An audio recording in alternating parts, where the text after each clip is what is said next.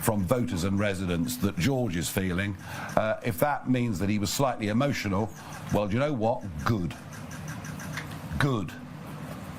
Perhaps we really do need to start actually really thinking and caring about protecting children. And that means these young men should not be free to walk our streets. We're not just talking here about protecting children, we genuinely intend to do it.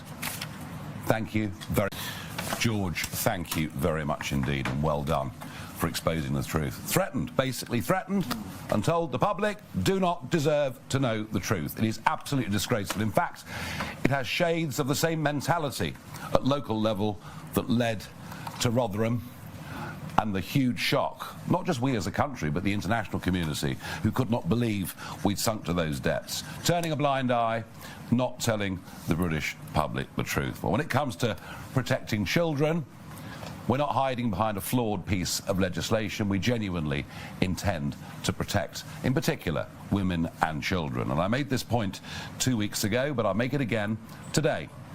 None of these young, unidentified males that are coming into this country should be free to roam the streets. They should be detained ahead of them being deported. And that is absolutely what we stand for as a party, and we mean it. And we'll do that to protect the British people. We have simply had enough. Okay, moving on. I have a list of questions. Let us start with Henry Zeffman, BBC. Thank you very much. Can I just take you back to something you said right at the start? You talking about the government and the Online Safety Act, and you said they claim that protecting children is the sole purpose of the Online Safety Act. So you seem to think there is a real hidden purpose. What is that? Well, if it was to protect children, why on earth would an elite police force be set up to monitor what people say online about events such as what's occurred in Warwickshire just last week? Why on earth are we seeing the extent to which online material has been censored, including, I was hearing this morning, even historical comments about Richard III? I mean, this is the beginning of state censorship. It is very worrying and very frightening. As for the intended purpose of the Act, a process begun by the Conservative Party, fully understandably, because of suicide kits being available online and all of these terrible things. Yes, of course, the original intention of the Act was honourable and correct in every way, and we would stand behind it. The trouble is that I suspect most 13-year-olds are more tech-savvy than the Science Minister, Peter Kyle, because they simply go to VPNs where they can't just access what's on the web, they can even quite easily find themselves in the even deeper and darker recesses of the dark web. Do we want legislation that protects children? Yes. We're going to have to find a tech solution to it. The government is not there with it. Thank you. Catherine Foster, GB News. Jess Phillips, the Safeguarding Minister, has doubled down basically on that message from last week and said that you would enable modern-day Jimmy travels. What is your response to that comment and to Jess Phillips in particular around safety of women first? Well, Jimmy Savile, of course, famously was never online, ever. Never owned a computer, never went on the web. So that's an inappropriate comparison. It's also just sinking to the gutter of politics to make that comparison. I repeat the point. We would love to see legislation, effective legislation, that protected young children from harmful and dangerous material. This Act does not do that, and this Act then extends right into the area of free speech. And when you think it's only the 25th of July when it actually came into being, the effects, I would suggest, are chilling already. And I would say to Jess Phillips, why don't we have a proper debate? Why don't we debate the Online Safety Act publicly? Why don't we debate whether this does actually protect minors, whether it does protect children? We'd be very, very happy to engage in that. We'd very happily work with them on trying to find tech solutions that work. But I'm not going to sink to their level of abuse. I'm just not. Shihab Khan from ITV. Shihab Khan from ITV News. The government has released a range of new measures, both over the weekend and today, that they say is intended to try and stop these crossings from punishing those posting on social media, advertising channel crossings, and reforming the asylum system and the appeals process. I suspect you'll be very critical of that, but what would you do instead if you were empowered to get the backlog down and to stop those crossings from happening? Well, the big story is they're going to spend £100 million on this. Wow. We've given the French £800 million already. And every calm day, we see the French Navy escorting vessels literally from the beaches of Gravelines or wherever it may be to the Midway line. And yes, you can employ more officers and you can do whatever you want and you can put more border force boats in the channel and more drones and spotter planes in the sky. And you can speed up the asylum process. Easy. Just wave everybody through. In fact, from Sudan, Eritrea, countries like that, that's pretty much what we do already. None of this stops people coming. Why do people come? They come because they know they have an over 99% chance of staying. They come because they know they will be looked after, 3 square meals a day, free dental care, free health care, 49 quid a week pocket money, and while they're at it, probably work illegally, either in delivery services or drugs or whatever it may be. There is only one way you're going to stop this. There's only one way you're going to stop this. Australia went through these agonies back in the earlier part of this century, where they argued at election after election what to do. They tried offshore processing and many other things, and still the boats came. In the end, they towed the boats back to Indonesia. We will make it absolutely clear, as Colin has said already, that the ECHR, whatever its good intentions in the post-war world were, is no longer fit for purpose in any way at all, and we will be free to detain those. And by the way, all around the world, if you enter a country illegally, you will be detained and deported. This is what normal countries do all over the world. We've surrendered normality to this new human rights regime. So if you come to Britain via that route, you will never be given refugee status. You will never be given permanent leave to remain. You will not be free to walk the streets, as so many have done that have committed some of these vile crimes, and you will be deported. And that's the message, plain and simple. And you know what? Within 2 weeks, you won't see a single migrant boat. They won't come. OK, we have got Sky News. Mari. Mari Aurora, Sky News, thank you. First of all, on the prisons subject, what is your plan to tackle the mental health difficulties in the prisons? You cannot separate mental health treatment and a lack thereof, perhaps, in prisons with the criminal justice system and the prison population. So what are your plans to actually deal with some of the mental health crises that are happening in prisons?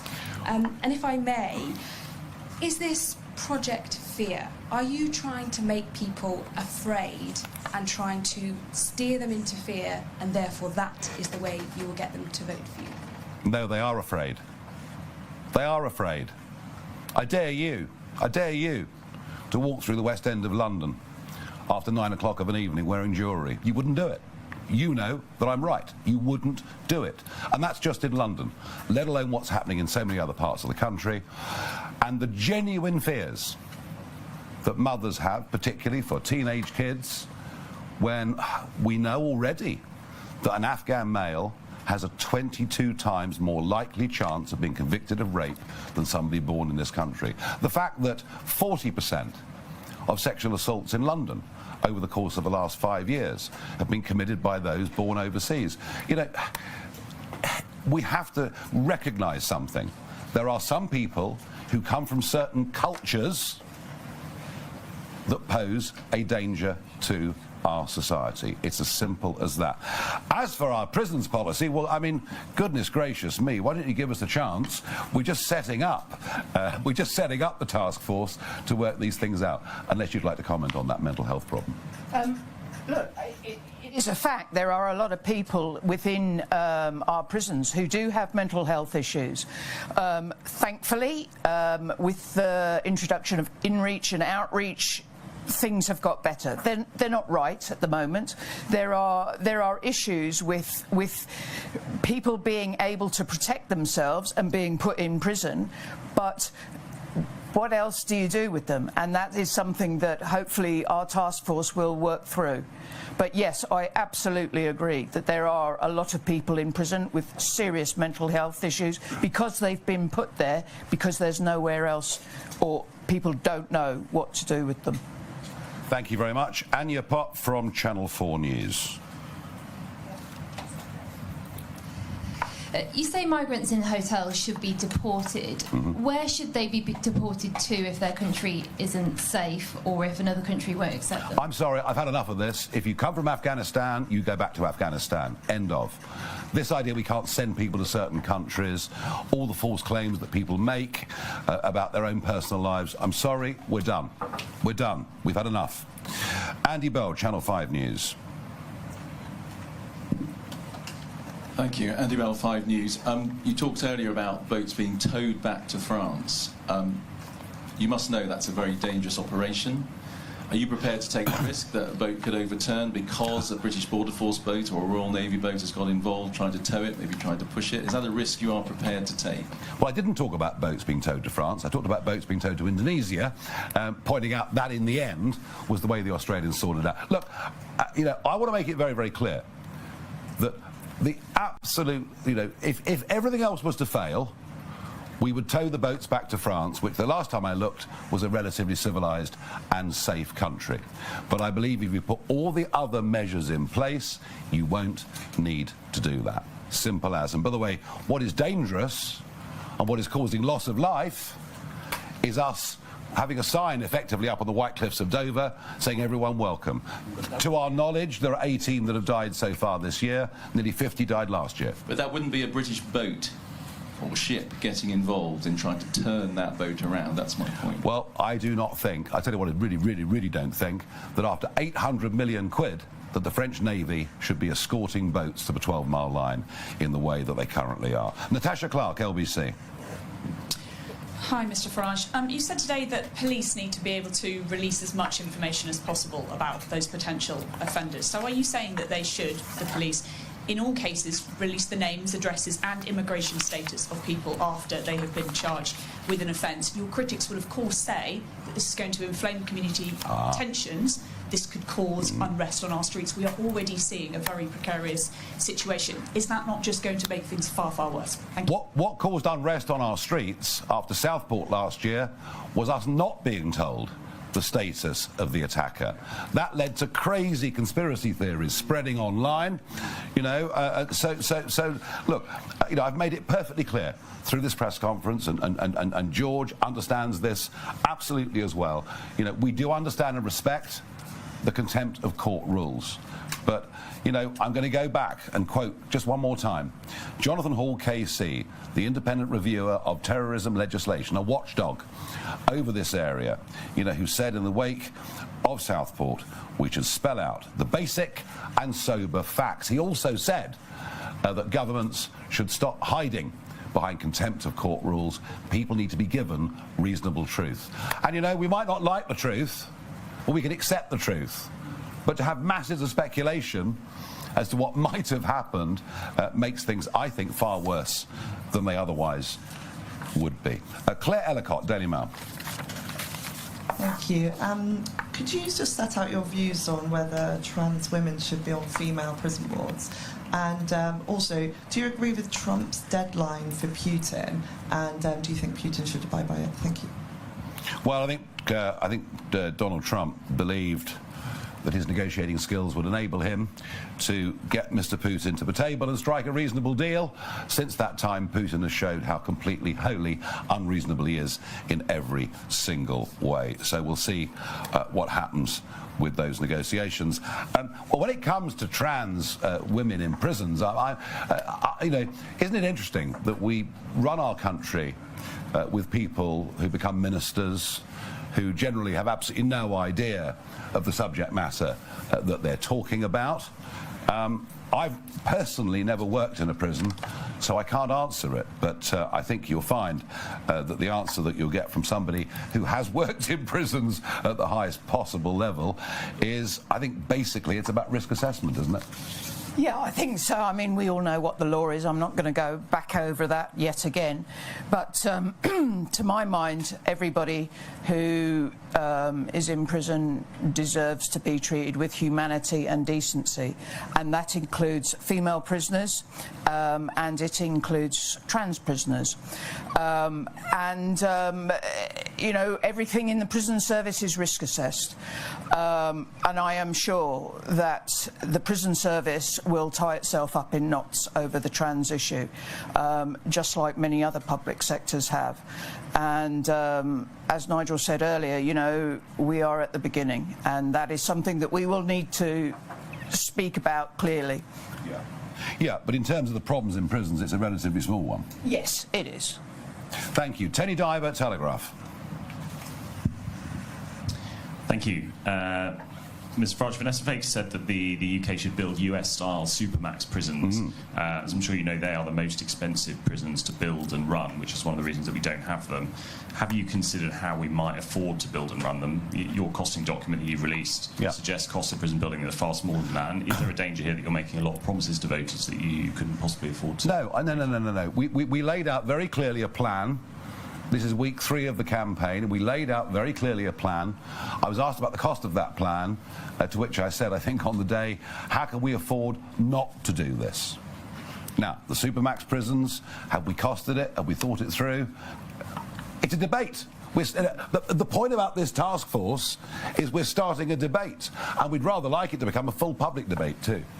Can I also say, I didn't say we should build supermax prisons. I actually said a supermax regime.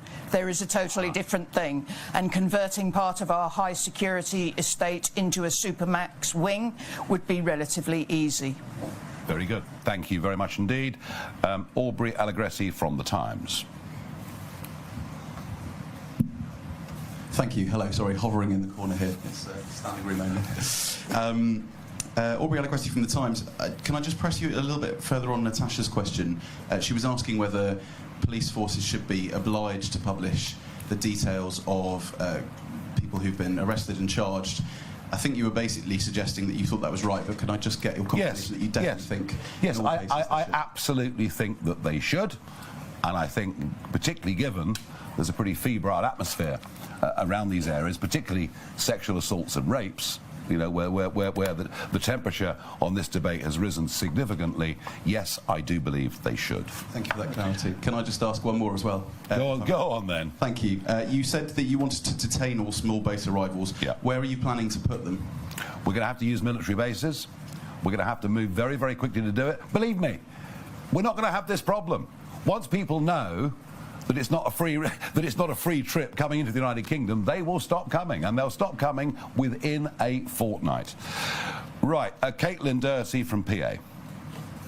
Hi, I think it was Mr Sutton mentioned prisoners being released after a certain period of their sentence, 40%, 50%. Can I take it from that under a reform government all prisoners would serve 100% of I think you're asking me to. I think you're asking us to put out an election manifesto. So last I understood, I think the election's 4 years away, and I think what you can see we're doing here is we're building a team of people with great experience in their areas. And I would argue that to have Vanessa, Colin, and Rupert on this platform with me today shows you that in terms of policy development, we want to go to people who've succeeded in those areas themselves.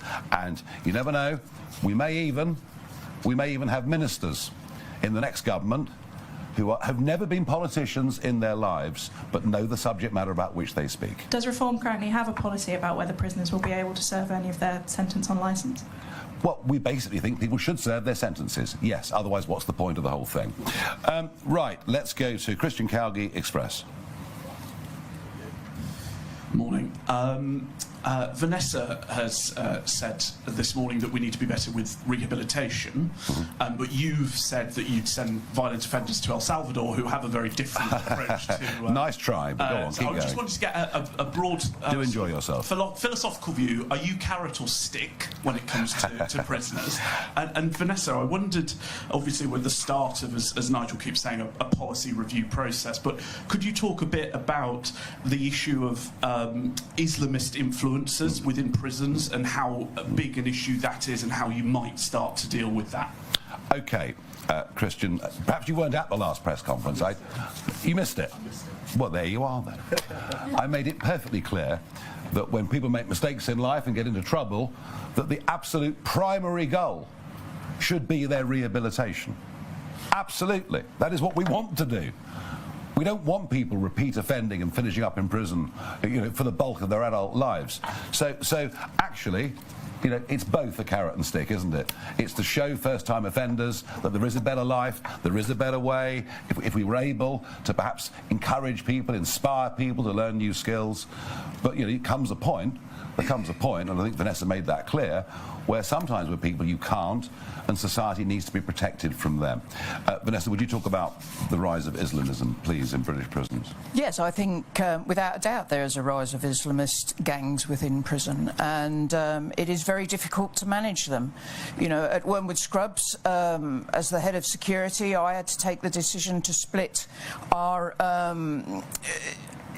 Friday night or Friday afternoon service for Muslims in two, because we had about 400 prisoners that wanted to attend their service, and it's a constant battle because we all know prisons have no spaces. So it's where once it was easy to transfer prisoners out to different prisons, it's not so easy now, and I think that we have to be mindful. Yeah, there are a rise of Islamist gangs within our jails, and we have to deal with that, and deal with it short and sharp.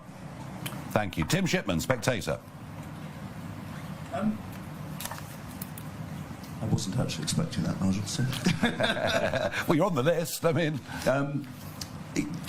can you talk to us about your impressions of the public reaction to all this? What sort of... I remember you saying a few months ago that you were getting less abuse on the streets. Are you now detecting a warmth over these issues towards you that you weren't detecting before? And have you noticed, now that these issues have turned to matters of sexual assault, that you're getting more women and mothers talking about it to you when you go out and about?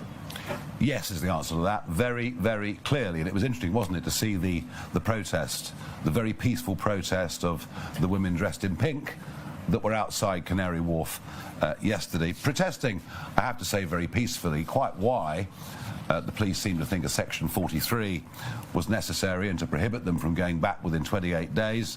And maybe it was the masked thugs from Antifa who perhaps they should have been focusing their attentions on. Just an observation, just a thought. But I do think one of the things that's happened over the course of the last few weeks is, without doubt, we're definitely seeing not just high-profile women coming to reform, and you've seen one or two of those on the stage here and in Wales over the course of the last few weeks, but I think generally out there, I think there is grave concern, particularly amongst mothers, about their teenagers, whether they can let them out.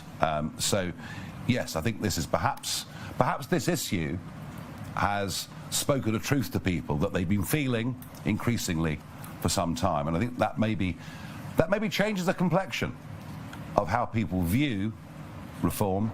The sort of, when I came back into this last June, people regarded it as being a bit of a blokish party. Something to do with my reputation, I can't quite think why. But I think that's changing, and changing very rapidly, and this campaign is very much a part of that. Anna Gross, Financial Times. I'll do it without this. All right.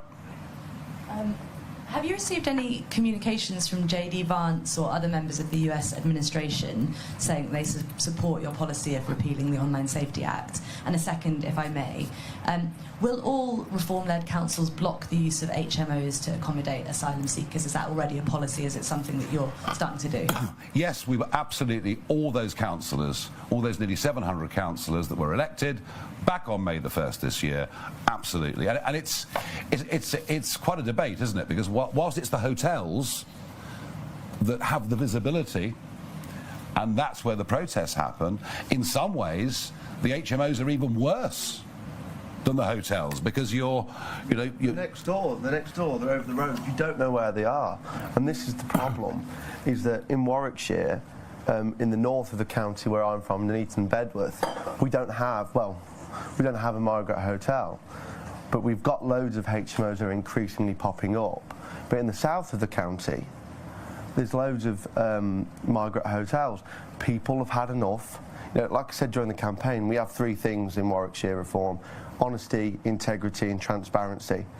And when this come across my desk, I couldn't break away from my instincts. Transparency is the key to this. If you keep on and tell the people the truth, they understand and they know what to work with. This is the point. If we highlight them all, people can understand. The Home Office are telling Warwickshire Chief Constable, telling Warwickshire County Council, oh, we're not going to tell you where all the HMOs are. We're not going to tell you. We don't know where they are. That's dangerous. That's against safeguarding. As the Children and Family Portfolio holder, that's a huge problem for the children in Warwickshire. It's about safety. It's simple. Yeah, and it's actually worth you talking to Sarah Pochin. One of the big elements that came out of the Runcorn by-election was the HMO issue. Who said, well, there's a house here and 10 or 15 people from a completely different culture have been put in this house, and they say they've been following our kids to school, and we're very, very scared. I recommend that you talk to her. As for the JD Vance, I can't remember the answer to that. Oliver Harris, Politics UK. Thank you. Good morning. Some 500,000 people have signed a parliamentary petition calling for the government to repeal the Online Safety Act. I wonder, one, what are your thoughts on that? And two, could you see any instrumental benefits of the Act in its current form, if any? I'm going to call Zia Youssef up to the platform. He has spent more time researching this and getting acquainted with this than probably most people in governmental positions. Thanks, Nigel. Can we see any instrumental benefits within the Act? A few. Look, it's an Act of around 200 pages, and this is why Reform made the decision, Nigel made the decision that when he's the Prime Minister we will have to repeal it, because the vast, vast majority of the Act are A, irrelevant to protecting children, B, unfit for purpose, and as Nigel's already articulated, in some cases actually do detriment to safety of children online. Let's talk firstly about the overreach, which Nigel alluded to earlier. Even if you were to be kind and say none of this was intentional, and the intention of the bill all along was to protect children, in the end you have to judge legislation by the outcomes that it delivers. The Act has been in force now for about a week or so. Look at the things that have been censored as a result of it. You've seen protests at migrant hotels in Leeds censored on social media. You've seen people trying to log into their Spotify accounts being unable to do so. Kids literally, this is true, trying to change the settings on their NVIDIA graphics cards, being prevented from doing so. You've had, as Nigel said, historical accounts and biographies of Richard the Lionheart being censored online. You've had Reddit forums giving people help as to how to quit smoking. Being censored. And you've seen, for example, transcript. I mean, if you want to talk about protecting children from predators, then you'll have to explain to me why Katie Lamb's speech, excoriating the cover-up of the grooming gangs to the shame of this country, where there's supposed to be parliamentary privilege. So, I could go on and on and on. So the short answer is, of course, we care about the safety of children. Nigel cares more than anybody about it, but we have to take legislation seriously. And frankly, the last thing I'll say is, as someone who built a tech business, understands this stuff reasonably well, how the internet actually works, it is very clear that the people making this legislation haven't got the first clue about how the online world actually works. Zia, thank you very much for that. We've got a few more. We've got Ava Evans from Politics Joe. Hi, Nigel. Keir Starmer is reportedly seriously considering introducing digital ID to tackle immigration. Is that something you would support? Yes, it's a Blairite idea. I'm sure that Tony Blair would have us all microchipped. No, I don't support it. I don't trust big government. If you want to see why my trust in government doesn't exist, just think about what's happened in the space of the last week.